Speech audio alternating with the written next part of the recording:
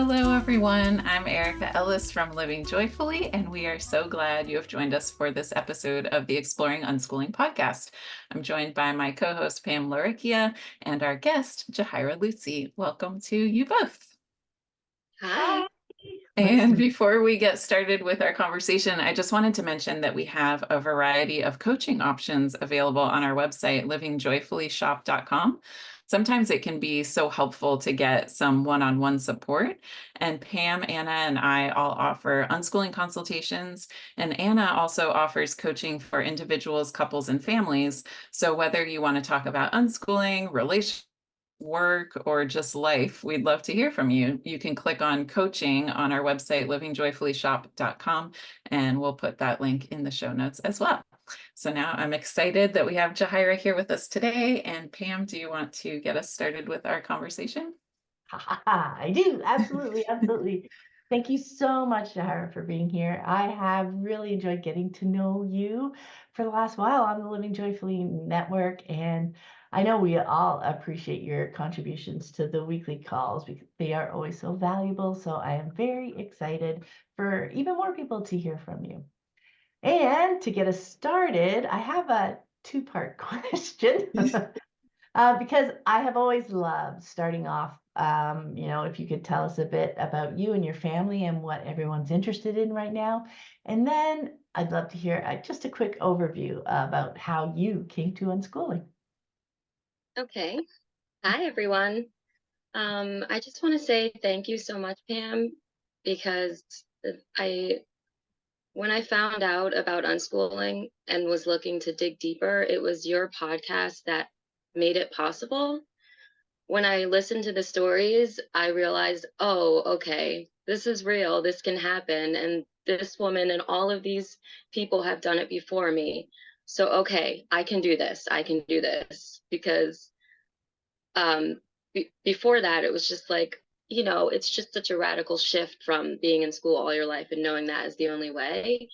So when your podcast showed me all these stories about what's possible, and I remember being brought to tears, realizing like the depth of what was possible and how it could even heal me. I just want to say thank you so much to you and Anna and other Anna. Shout out to other Anna and now Erika too. Thank you guys so much for doing this for the world. Oh, thank you so much for sharing.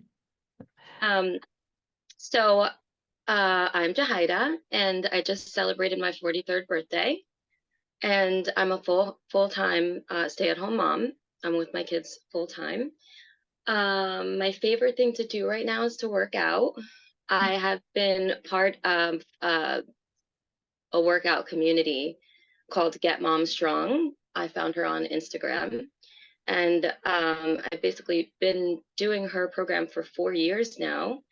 And, it's weight training, it's body weight, and it's also, dumbbells and other small equipment that I've built up over the years. And it just makes me feel stronger and more capable. And her way of teaching fitness is basically, especially for moms, is to just, instead of trying to get skinny, you want to just appreciate your body for what it can do and what it has done and how beautiful the stretch marks can be when you look at it from the perspective of, this is what my body did to create my babies. So it just brings this whole new spectrum of appreciation for appreciating your body instead of trying to change it. And so that's why I love that program. And I also am new to jiu-jitsu, thanks to my husband, which is very interesting because there's a lot to learn. And I feel like you have to practice a lot in order to get better. So I'm doing that 3 times a week with my husband. And I'm also learning a lot about something called non-duality, which is hard to explain, but I basically came across it through Eckhart Tolle's teachings. I know a lot of people probably know about The Power of Now by Eckhart Tolle. And it's basically a way to kind of think about life in a way, or not even think about it, but noticing how your thoughts are basically what's making you suffer. And all suffering is basically caused by this thick veil of thoughts, this dense layer of thoughts that's kind of clouding the reality of what is in this moment. So I'm into that now. And then my husband is John, and we've been married for almost 10 years. He's a software engineer and a business analyst, and he is crazy about jujitsu. He wants to go every night of the week now, and is super passionate about it, watches YouTube videos all day, and is excited that I'm doing it now too, but he's like super into it. And it's just he likes chess, and jujitsu is a lot like chess, because when you're in certain situations, it's similar to wrestling, but it's like how to move your body in certain situations in order to gain the upper hand. It's kind of hard to explain, but it's fun. And then he's also likes to hang out and smoke a cigar, and is into cigars and knows how to take care of them and which ones are the good ones now, and is always looking for cigar buddies. And then we also just got a pizza maker, which is fun because it's like it hooks up to the gas thing outside. It's powered by the gas, but it's an actual pizza maker, fire, not wood fire, but fire pizza maker. And so he's learning the science of that, and how it's really, really great to have delicious homemade pizza. And then we have Leo, my 8-year-old son, who loves Roblox and VR, and is really into Gorilla Tag right now and Rec Room. And he just got the new Oculus Quest headset, which he's very lucky to have gotten that. So now I was just watching him and his little sister play together for the first time, because now she's using the older one. So that's really fun to witness them playing VR together. And then Liana is 6, and she loves Bluey, which is, I know Pam, your kids are grown up, but you have seen Bluey, right? Yeah. Okay. Healing for the soul. Like, I don't know if I'm sure everybody here in this community has already seen Bluey, but it is a beautiful production, like from the music to just the things that they talk about. And it's just to witness how the parents can be so playful with the kids. And it's just such an amazing example of,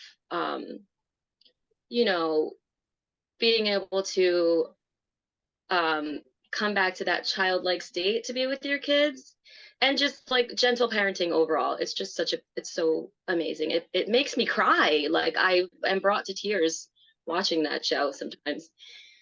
And then she also loves gymnastics, and she's gotten really good at her cartwheels, and she's working on her handstands now. So that's fun. Got to be careful in the living room because, flying legs every now and then, but it's good.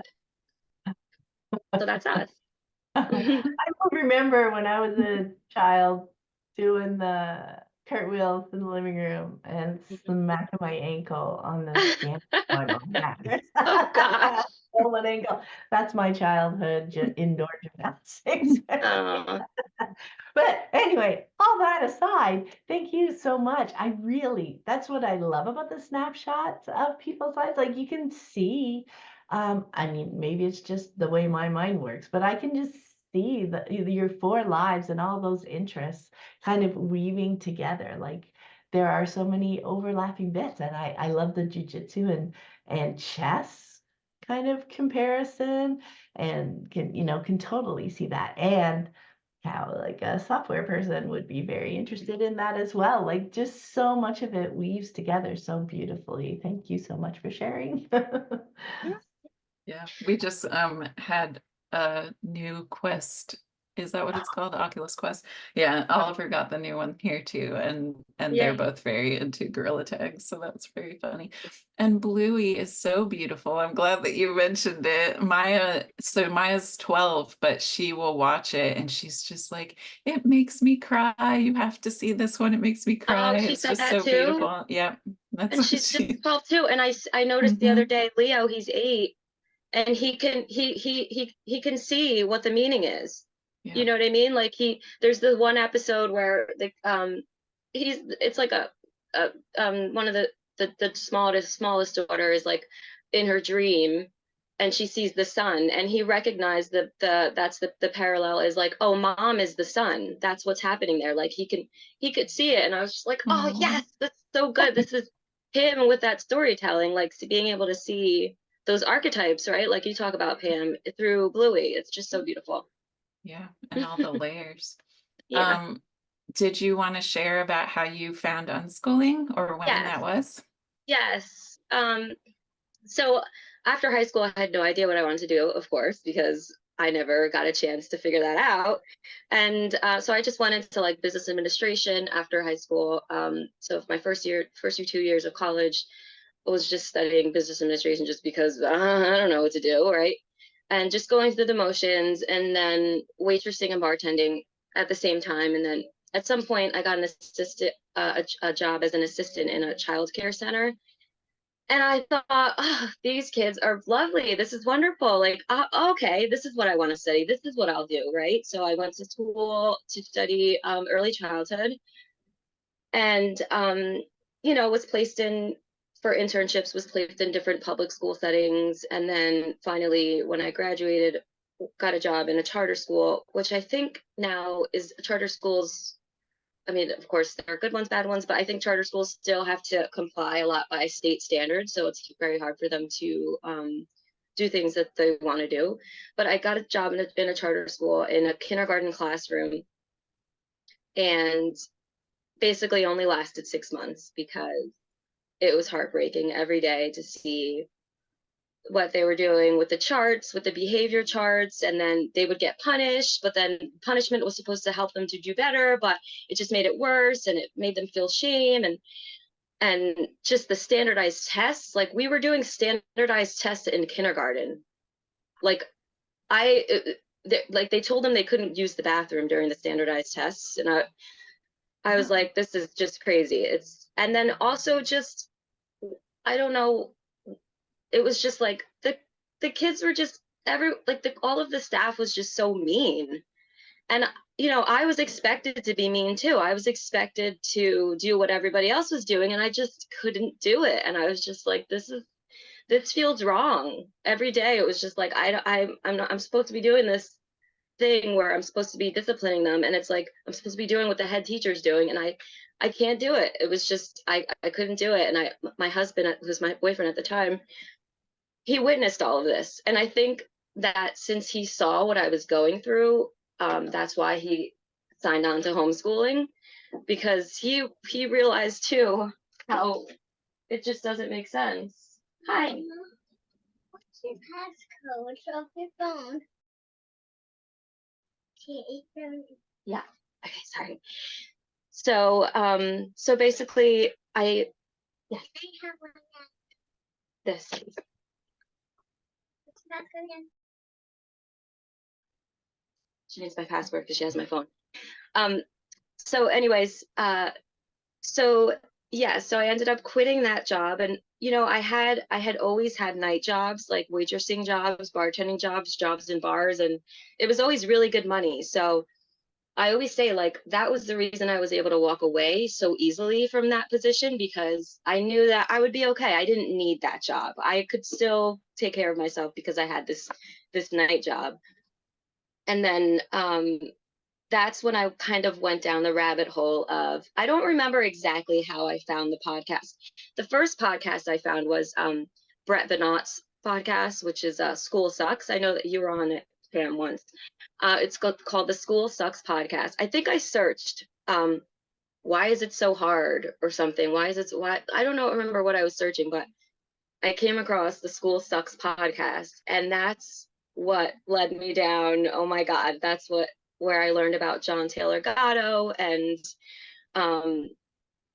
you know, how the beginning of public school and why it was created, and how back in the in the Industrial Revolution, how they needed trained workers to be able to do, to work the machines, and they needed people to just comply. And wow, like I learned so much on that podcast, and I realized, oh, this is why it was so hard. Like, that's the intent of schools, and so that's why it was so hard. And then that's how I came across Pam's podcast, and that's when I started volunteering in these different schools now, because I was like, okay, I can still be a teacher. Maybe I can still find a place for myself, not in the public school setting, but somewhere else maybe. So I would just volunteer. I'd just go to these schools and be like, listen, can I just help you guys? What can I do to help? I'm a certified teacher, but I don't have a job right now. And so I went to the Brooklyn Free School in New York, where it's a democratic free school, just to see how it worked. And I went to Montessori schools and volunteered. And then I ended up in a cooperative where I volunteered. And it was like a co-op. And that was that school was the first time that I witnessed the opposite of like what I witnessed in my first teaching experience, where the teachers were just so mean. In the cooperative, the teachers were so gentle and loving that it was just like, oh God, it just fed my soul. It was just a shocker to see how like, oh, you can treat them with dignity and they will cooperate. Like that is a thing. And so I actually they ended up hiring me, which is, I feel like what John Taylor Gatto preached about, because he was a teacher for 30 years. And then he talked about like letting kids volunteer and putting them in the real world in these situations. And so I was putting myself in those situations, and then I ended up getting hired. They hired me after a certain amount of time. And then after that, I had my own baby. And then that's when I stopped working. But that was also when I learned about Janet Lansbury, which is a woman who preaches, yes, giving dignity to your children, even when they're babies. Like when I learned about how she preaches about when you pick up your baby, say to the baby, hi, baby, I'm going to pick you up now, instead of like, oh, this is just this chunk of meat that you just do whatever you want with, and you don't even treat it like it's a human because, oh, they don't understand you anyway. Like what a gift that I got from Janet Lansbury. Was the beginning of gentle parenting and everything else. But yep, so the kids have not ever been to school, and they're 6 and 8, and that's where we are now. Oh my goodness, I love that. I love that you were discovering this whole other world before you even, had your own children, right? That you had found that connection with young kids and you're like, oh, this is something that feeds my soul, as you were saying. But then, the more typical route, early childhood education and working in public schools and just feeling how that did not fit because you were in a space that's so interesting, like to see what the head teachers were trying to accomplish and seeing the impact on the kids. Mm. And then seeing that, oh, that's just something I'm not comfortable doing myself, engaging in myself. And then, yes, in a space where you could leave that. And then, yeah, they're reaching out to just like, oh, let's try this. I can volunteer here. But yeah, I mean, that feeds my soul because it's like, it's very different, right? Where we think, oh, we have to go get a job. We have to stick to that. And coming across the School Sucks podcast, very, very interesting as just a way to open up. I don't know, it's like crank on that a little bit. It's like, there's all sorts of interesting things under there.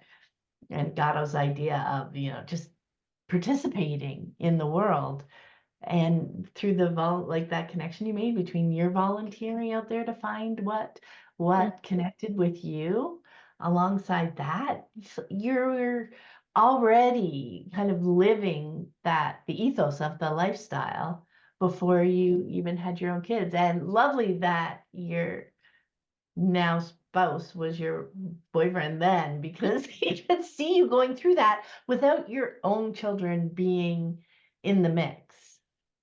Right? Because I think sometimes that can be really hard because, of course, we all want the best for our kids. And typically, the best is a good education, a good school, that is the typical path. But you guys had encountered and explored that path before you actually had your own kids. So I can see how that was so super and so wonderful and lucky for them.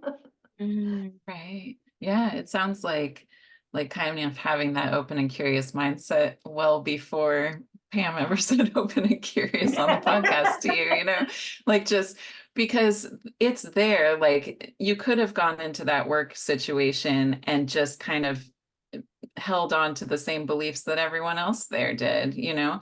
But since your mind was open and curious even then, it was like, I see this, I hear what they're telling me, but it's not okay with me, so let me explore. And right, like that can just lead to a whole life journey. And I just love that. I was thinking, like, one of my favorite shifts that happened when I started unschooling was that kind of like, maybe I had an idea about how my children would end up, or, you know, like have kind of a vision of what childhood is like, or what education is like, or what my children will be like, and kind of shifting to noticing how unique they are, how different they are from me, seeing them for who they are. And I love like thinking about every day as a chance of like, I'm going to get to learn something else about this unique person who's in front of me. And so like the choices that they're making and, you know, all the things that they're doing are just giving me more information about who they are as humans. And I think it's just so fun and so interesting. And I know you've also talked about that kind of like studying your kids or learning your kids. And so I just wanted you to maybe share about what that looks like for you. So, yeah, the studying my children is what I got. I don't know if Pam remembers saying it, but it was something that I got from Pam.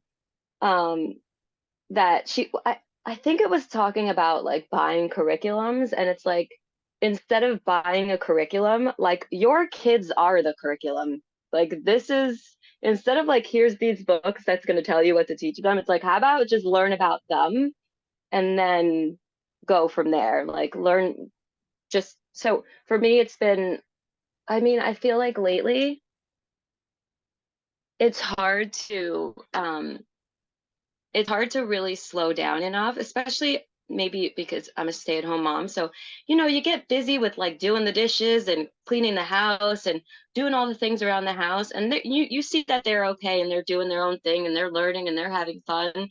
But sometimes it's like, nope, you gotta like remember to come back and just sit down and not just sit down, but actually listen to them. Like slow down, slow way down enough so when they're telling you a story, really listen to the words that they're saying and really focus. Because I feel like my mind mom is always like, oh, I got to do this. There's things I got to do. There's something I have to remember. Don't forget. You got to do this. So it's hard to set that part up for a second to really slow down enough to be like, okay, so what's going on, guys? Like just being present with them. And that's like the first step, I feel like, especially you know, like it is.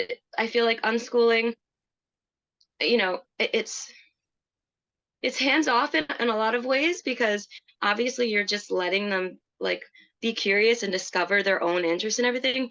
But also, and I know you guys talked about this before, it's also like all encompassing, like it's all in, all hands in because you really have to just be paying attention all the time and you have to be that facilitator for them and if you're not willing to do that then it's not really you know it's not better than school you know in a lot of ways but I think that yeah slowing down enough and because it is this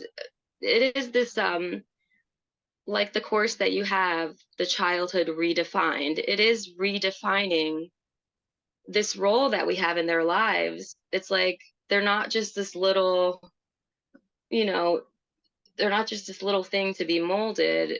They're actually, it's your role to, um, actually, they're not this little thing to be molded, but they are someone who's growing into their own, um, whatever it may be. I'm not explaining that well, but you guys know what I'm talking about. And so it's our role to really be curious. And then from there, whatever you see that they're into, offer different things to them to get them even more excited about life and learning. Yeah, because that we can help expand their world around the pieces that they're interested in. And over the years, there will be all sorts of pieces that they will be interested in. But they will also all connect. Like, yes, I'll get myself all excited about that. But it really does come back. I do love the just the idea of being a student of our kids. And I love the way you pulled that out, like rather than a curriculum, but it's like, okay, what do I do instead? I say I don't use that, but then what do I do? But shifting it to look at our kids, oh my gosh, we learned so much. I think we learned so much about human beings because I remember, when I first came across homeschooling and then very quickly unschooling, to spend that time with my kids, I realized like how capable they are at very young ages. Like that whole molding thing, comes with the idea that, well, they don't know these things. They don't know themselves. I am responsible to teach them how to be a human being. But they are human beings right from the get-go, and they have personalities, and they actually have like likes and dislikes and challenges and strengths that all make sense for who they are, right? And if we're not a student of them, so much of that seems random. Like, why are they mad about that? Or even, why are they mad about that today when it was fine last week? There are reasons there. It is just so fascinating on that human level, I think, to discover who they are. And then from there, then it is so logical, but it just flows so beautifully, like the things that they're interested in or the way they like to learn and, just dive into something or, sit back and watch for a while. Like you, you just discover who they are as a person. You don't need to teach them how to be a person. And they are just so incredibly capable of taking in what's going on in the moment and reacting, even if, when they don't have the words for it or the deeper understanding, but you can see their reaction, how they are trying to communicate in that moment, even if they're trying to communicate overwhelm, they're feeling overwhelmed, right? And they're expressing it. So when we learn their language, rather than expecting and waiting for, going to teach them, what emotions are and like what the names are for them. And I'm waiting till they can communicate that to me. And until that point, they don't really understand that. They intuitively, as a human being, understand so much about themselves. And when we are there with them and understanding on that level, like, and I have to backtrack and say not a perfect understanding, but we are with them as they're processing, and we can like help, like a little tweak here. Maybe we try something to help that might help reduce the overwhelm that they're feeling, and maybe it doesn't really work, but we've shown them a tool. And we have both learned that, yeah, that doesn't help me at all in this particular situation. Like there is no wrong, it's it's learning, right? We learn more about it. And again, when it comes to relationships, it's not about getting it right or fixing it fast. Even if we sidestep, even something goes a little bit off kilter, that repair and them knowing that we're there because of the relationship, not their actions. You know what I mean? They don't have to act right or do the thing that we told them would solve the problem for them. And the other thing, and then I'll be quiet for a moment, but the other thing that I love that being a student of our child helps us do is something that I found to be such a huge aha moment, which is seeing things through their eyes. Like me going into a situation and I'm thinking, and I care about them and I love them and something's, upsetting them. And I'm like, oh man. And I try to put myself in their shoes and I'm like, oh, this thing would make me feel so much better. So I go and do the thing and it does not help them at all. And I'm like, well, that's weird. That's strange. Something's off. Yet, how different if I can say, oh, I'm going to see this situation through their eyes because they're a different person, they're a different personality. They have like different things that overwhelm them, different strengths, different challenges, like they are a different human being. And if I can try to see through their eyes and have that level of understanding, I may choose to try and help or support them in a way that I would never want somebody to do for me, but I know them and through their eyes, and this might be more helpful for them. And when I can do that, I do find that I am more successful at connecting with them, more successful at like helping them move through it. And when I'm looking through their eyes, I am now all of a sudden taking away that pressure of like, I want to solve this fast. I want them to move through this fast. This is really uncomfortable for me. And when I can go and meet them where they are, all of a sudden their timetable and their processing makes a little bit more sense to me. And I can take that edge off the pressure. Because when we're all worked up and we come at each other with that energy, that can just kind of make things spiral even more, right? Yeah, a couple things came up for me when you were talking. The first is like it's helpful for me to remember how I felt when I was 5 or 6, you know, like I remember being young and I remember I was me then too, you know, and so I know that my kids are themselves now, you know, I don't need to wait for them to grow in order for their opinions and their choices and all of those different things about them to make sense. Like they are who they are. And so that's why that curiosity of like just learning more about them and getting to that point where I can see things through their eyes, you know, getting to that point where I know if they've made a choice, it makes sense for them. So if it doesn't make sense to me that they made that choice, I just have more to learn about them.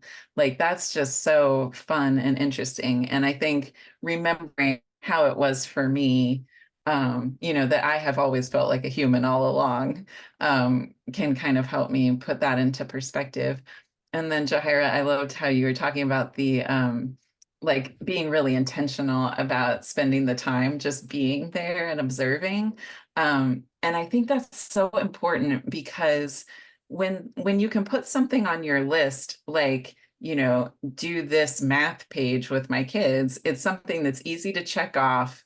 And it's like, you know, it's like a task to do, or like cook dinner, that's a task. But this kind of like be there doesn't feel as much like I'm putting that as like a to-do list. And so it really can get just kind of pushed aside. Like I have these other, there's the work to do, there's house stuff to do, you know, places to go. And those kind of more like time sensitive appointments and tasks can start to kind of take over the time. And so I do think, especially in the beginning, or especially if you know, you don't feel like you have all that kind of knowledge about who your kids are and really want to get in deeper with that, like taking that time and being super intentional about this is something that I'm going to do today. And what the thing is just sitting there with them and kind of seeing what they're doing and what they're interested in and being there. And we had a podcast guest who listened, she mentioned very important sitting was the phrase she used, to kind of increase the importance of that task for herself. So she felt like it really was a valuable and important thing to do. Just sitting in the living room, being there and having the kids kind of exploring the world around her. It's just, it makes such a difference for them. They love it. They love having someone accessible like that. And then for me, just such a huge difference in being able to pick up on the language and what they are talking about, what they're thinking about. And yeah, just getting to know them better. I love them. Oh, it is. I did love that piece too. It And I think, you know what, when Ann and I started the Living Joyfully podcast, where we were focusing more on relationships, but the very first episode was like talking about priorities, because I think that's absolutely it. It's so easy to get caught up in prioritizing the tasks that are like more defined, right? Like Yeah. I know what I have to do. I pretty much know what I have to do, and I can just, you know, I can get that done and I can knock it off. So yeah, the naming it, just understanding that, oh, you know, with our choices and our lifestyle, this is something that's a priority for me. And, you know, if it helps to frame it as being a student of my child, and this is my learning time. It's learning about ourselves in such a way that we know how to frame, or we learn how to frame things such that we will give it the priority commensurate with the value that we get out of it, because it is such a valuable thing to do, isn't it? Yeah, you forget how valuable it is to just sit, like you said, Erica. It's like, oh, well, that's not a thing. It's like that's the most important thing. If I think about what my values are, my top three, of course, my children, that connection with my children, like that's connection. That's what's gonna nourish them. And if they feel nourished, then everything just is so much easier from there. Yeah, yeah. Well, Yeah. and I think this last question is going to flow very nicely from this whole conversation, because I have found that for many of us, when we embrace unschooling, it does become almost like a spiritual practice, right? There are lots of different facets to it that ebb and flow over time. Like we were just talking about, that presence in the moment, being there, challenging so many of our deep rooted beliefs, which, you did a good chunk of before even having children, and breaking the cycle of our own childhood trauma. Like there could be so much to process there as well. So I just thought it would be great to hear some of your experience around this aspect of unschooling, or this way of looking at the deschooling and unschooling process and lifestyle. Yeah. I think that, in the beginning, it was just about education. It was Yeah. just about, oh, okay, there's a different way that they can learn. It doesn't have to be like that. Let's find out about these different schools and these different theories about education. And then, the years go by, and um, you realize it's a spiritual thing because, I mean, spirituality and I guess religion and spirituality, it's like dealing with the unknown. You don't like this existence of being alive. What is this? And people turn to religion to try to kind of comfort that feeling of the unknown. Like, okay, I can have faith in this thing, or I can believe in this thing. I mean, I'm still very open to my husband. Um, he's been going to church more lately, and it's a Catholic church, and I'm open to, yes, what is this existence, and what are they teaching there? What are they, you know, I don't know much about the Christian and the Christians and how they have this deep faith, and it seems to really be this healing thing. It's like this beautiful way of just having faith in about this lifetime. So I think unschooling becomes a spiritual thing because it's the same thing. Like it's like, okay, I have to trust here because I don't I'm I don't know this unschooling thing. Like this is a new thing and like people don't even know about it and they think it's radical. When I tell people that my kids, well, let alone homeschooling is already like, oh wow, you do. But if I try to explain unschooling, it's like, what? It's like, so for me, it's been like I have gained the confidence because of the stories that I've heard, and for so many people who have done it have come before me and shown that it can be done. But there is still this thing inside where it's like, whew, I really got to stay present here and look at these old beliefs and trust that, like, okay, this is, it's going to be okay. Like, this nourishment is what's most important with the children, not this education thing. So, yeah, with trust and mystery and that parallel with spirituality. I love that. It's the trust piece. Um, that wasn't what came to mind for me at first, but absolutely, I love that you mentioned that, because yeah, when we first come to it and we're learning about it and we are hearing from people who've done it or who have much more experience than we do, And, it's making sense to us. But then, yes, I mean, you still need to trust because you don't know, well, how's that actually going to work in our family, I right? need to know. Because I don't have your kids. And you know what? I think one of the big things that I found, I mean, I remember thinking it at the beginning of the transition, thinking that, well, all these experienced families, I love the relationships with their kids that they're talking about. And I am really worried that they just have easy kids, right? I remember that so hard. It's like, how is this relationship I have gonna look like that relationship sometime in the future? But, they say it does. And it makes sense to me the way they explain the process. So, you know what? I'm going to trust and I'm going to dive in and engage with the process. I think one of the challenges comes if we choose not to engage, we just say, oh yeah, that's really cool. And, kind of hands off, we just let them do their thing. Um, that kind of really, that deeper relationship, that strong, connected, trusting, relationship, it would be much harder to develop with our kids in that kind of situation where we're kind of worried about engaging with them, worried about, oh, maybe, I don't want to be telling them what to do, right? We don't do that. But if you, instead of thinking about the education, because that's where we're first coming to it, so many of us, it's like, well, if they're not going to school, how else are they going to learn? How are they going to become educated? So that's what we think we're replacing. And it's like, oh, well, if I'm not focused on that, what do I do? Focus on the relationship. Be a student of your child.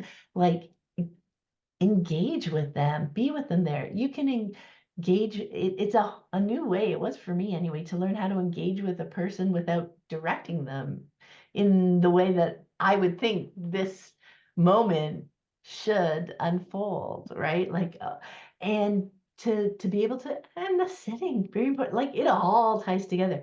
But watching them in the moment and seeing how they take it while being with them, so that if I'm not with them, I can't see how it's unfolding. I can't learn about them. I can't see them making a different choice and go, oh yeah, that's not a choice I'd make, but it sure makes sense for them. And it works out. Like, oh man, because maybe I saw it and I'm like, yeah, that's not gonna work, but I'll let Mhm. them discover it for themselves. And it does. And you go like, boom. So much learning. My way isn't the only way. It isn't the right way. I can say it's the right way for me, but yeah, all back to that trust and then engaging in the moment. And that's how we build that trust too, right? Because we start to see it unfolding in our own families, right? We start, and often it looks a little bit different. All unschooling families are different because we're all different people in them. But, to see that trust piece unfolding right then and there in front of us, over those first few months and years. And then that becomes so valuable, that becomes our priority, right? And then it's so much easier to lean into that when we realize, oh, if I focus on just my relationship with them, like everything else just kind of bubbles out of that. We're all like doing the things that we're interested in. We're all learning. We're all, enjoying those pieces. We're all having things go wrong. We're all like, tweaking and changing and like doing all those pieces. Oh yeah, this is life. This is, the lifestyle that we've chosen, the practice. I love thinking of unschooling as a practice and spirituality as a practice, because it's just showing up each day and being like present in the moment and bringing that just kind of ethos and the who I want to be into my engagement with my children, but also other, any human being that I want to be in that close of a relationship with, that I want to be connected with, want to have a trusting relationship. I get to choose who I want to have that depth of a relationship with, right? Does that make sense? Yeah. Yeah, I think it is interesting, like how the unschooling journey leads to all of these kind of the deeper processing, the deeper kind of revelations, and all of the, the questioning the beliefs and the kind of breaking our cycle of trauma. But it makes sense. And I think it starts with that curious mindset that comes, kind of towards the beginning of unschooling, like, what if, like, is this possible? That kind of starting place. To me, it felt almost like just opening my mind up to possibilities rather than just thinking, I already know the answers, or I already know what's going to happen, or I already know who my kids are going to become. I know who I am, all of that kind of stuff. Once I really started being in the moment with these new humans and really seeing, okay, they are different than me. People are different. Like it just, like, one kind of curious thought led to another, and it really does just become this much deeper process of kind of self-discovery. And I don't know, just so many really valuable things happen, I think, along the journey, if we can kind of keep our minds open and just, yeah, like, focus on the relationships with ourselves and the relationships with our family. And I don't know, it's just an incredible journey. Yeah, that whole thing where you say like, I know this and I know that and I know who I am. It's like what I talked about, what we look at in non-duality, how it's like this thick layer of like, oh yeah, I know how this is. Oh, we're so sure of it. We just know. It's like, you don't know anything. We don't even know, what is this? This could be a VR game in itself. You know what I mean? Like, we get so caught up in that, and I think it is because of all those years of schooling that we went through. That it's just it's just mind blowing. Here's an example of like, an epiphany I had the other day. So I thought it would be a great idea to take the kids to go see the Nutcracker. I did research on it, and I thought it was going to be like this kid-friendly show with like child actors, and like, I just thought it was a great idea. I showed them the video real quick, and I said, this looks like it'll be fun, right? And they're like, yeah, that looks like fun. This is what ends up happening. I end up insisting to my husband to buy the tickets. He's a real homebody, and I'm the one that's always like, let's go try this thing. Like, let's introduce the kids to this and that and stuff. Um, so I insist that he buy the tickets, and he did. He wasn't that happy about it, but he did buy the tickets. We end up going there, and it ends up being like the ballet. It's just the ballet. It's like a Nutcracker ballet. It's just them dancing, and the kids, they sat through the first act, I guess, and then the intermission, and then of course the intermission. It's like, oh, like, get to go home now, right? I'm like, no, this is the intermission. What? Oh God, what a this. So now I'm embarrassed to say it, but like, now I'm insisting that we don't leave and that we stay for the second act, because I have this belief now, which now I could only see it. Hindsight's 2020. I could only see it afterwards, that I had this belief in my head. Well, I made my husband buy the tickets, so now we can't leave now because I made him buy the tickets, and what if now he's going to be mad at me for if we leave early, and like, he bought the tickets and he spent money on that, and like, there's this whole thing, right? I really let that get the best of me in that moment, and I wasn't conscious of it then, but we ended up staying. The kids were so upset, and I should have just said, you know what, let's just go, but I didn't.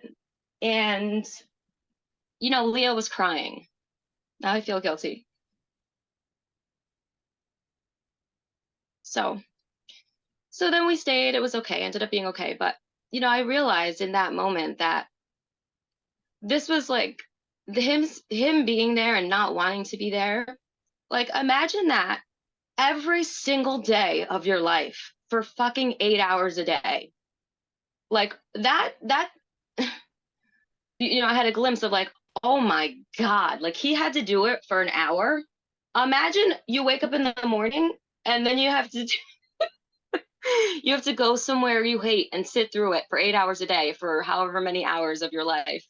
What that does to a human being, that really, it makes you lose that touch. That makes you lose this interconnection with whatever spiritual thing is going on, right? And it's just like it was a bad thing that I made him go through that, but it just helped me remember too that, I mean, imagine like that's, so we had to go through that, and that's just layers and layers after day upon day about going through this, and it's shocking that we do that to people.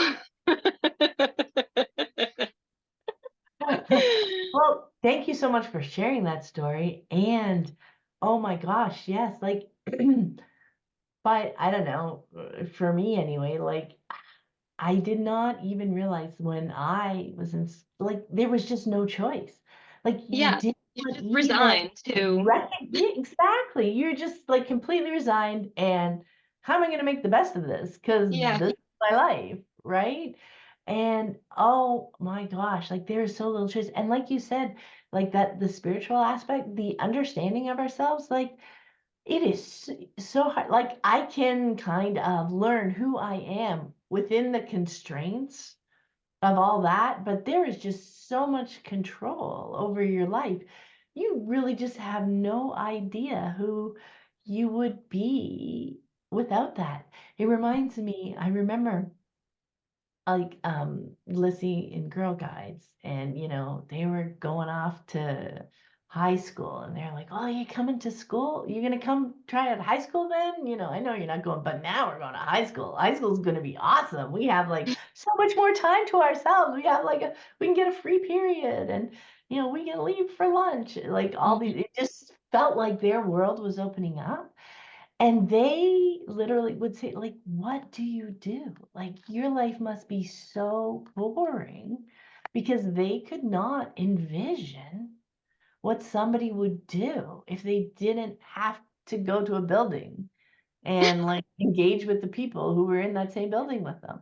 Like, they, even as kids, could not imagine what they would do with that time.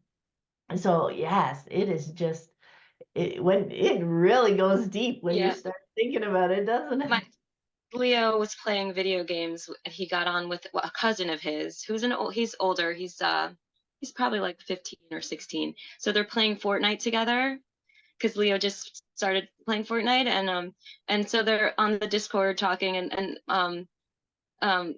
his cousin goes, "So wait, you don't go to school?" He's like, "No." He's like, "So what do you do all day?" To Leo, and Leo's like, "I play games. He's like, "You just play games all day? Like you game all day? Like, and that's it? Like that's what you get to do?" And Leo's like, "Yeah, pretty much."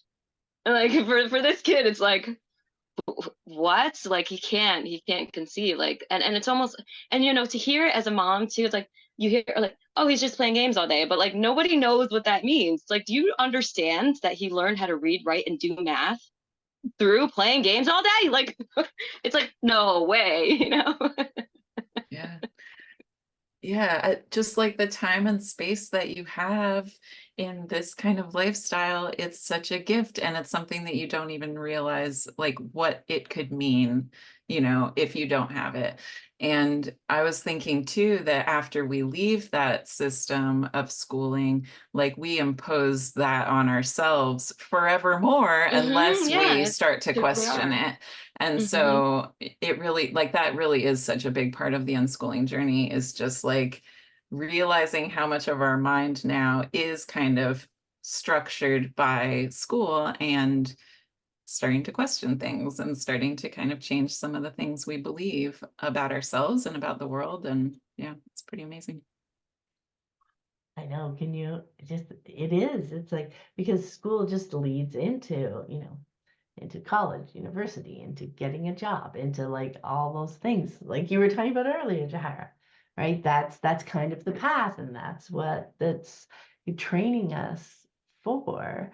And oh my gosh, I know, it's just so exciting remembering back. It's like, I can question those things. Like, I can make different choices, and Yeah. the world won't blow up, like it's just amazing. And it does, they reach all aspects of your life, right? Like all of a sudden it's like all this is up for grabs, and I can actually try and figure out what makes sense to me as a human being. And then like I learned so much about that by watching my kids, that you can just make choices and see how they turn out, and then make a different choice and make another choice. And you're like, I forgot about that. Oh, right.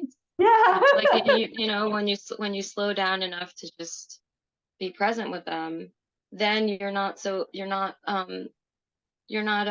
being controlled by that veil of thoughts. Now, okay, I'm going to slow down, and like I've talked about that on the calls too, where if something does come up where I'm starting to feel anxious, I'm like, whoa, I can feel a feeling coming up. There's something feels anxious.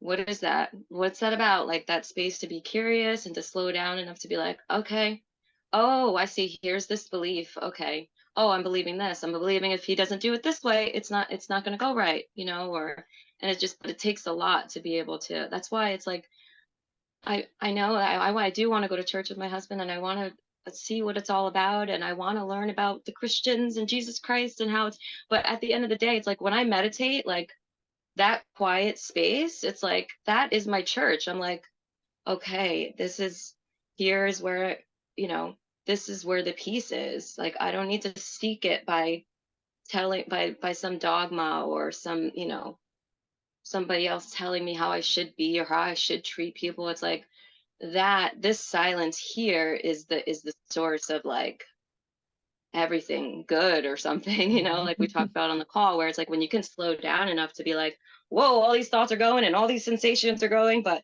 hold on a minute, let me just slow down enough to just, you know, get him back into my senses. What am I hearing? What am I feeling? Okay, I can see this.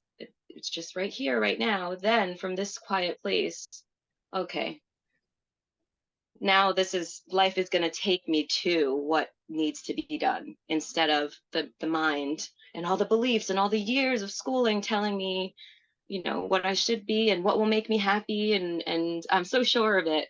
I'm sure Right. this is going to make me happy. It's like, no, actually, none of that shit's going to make you happy. What's going to make you happy is slowing down enough to just connect with these people right in front of you. And yeah, it's just so beautiful. I'm just so thankful that I came across Unschooling, and it's just a blessing. It's a blessing, right? Yes. Yes. So much. Yes. Thank you so much for joining us today, Jahaira. We really enjoyed speaking to you. Thank And you. thank you to all of our listeners. We hope that you found it helpful on your unschooling journey. And if you enjoy these conversations, I really think you'd love the Living Joyfully Network. It's such an amazing group of people connecting and having thoughtful conversations about all the things that we encounter in our unschooling lives. And you can learn more at livingjoyfully.ca/network. And if you've been on the fence, you can join with a monthly subscription option. So you can check it out for a month, meet the community, explore the archive of themes and resources, and join in the conversations to get a sense for how the network could fit into your life. And we hope to see you there. Wishing everyone a lovely week. Bye. Bye. Bye. Thanks so much, Jahaira. Lovely to Thank speak with you. you.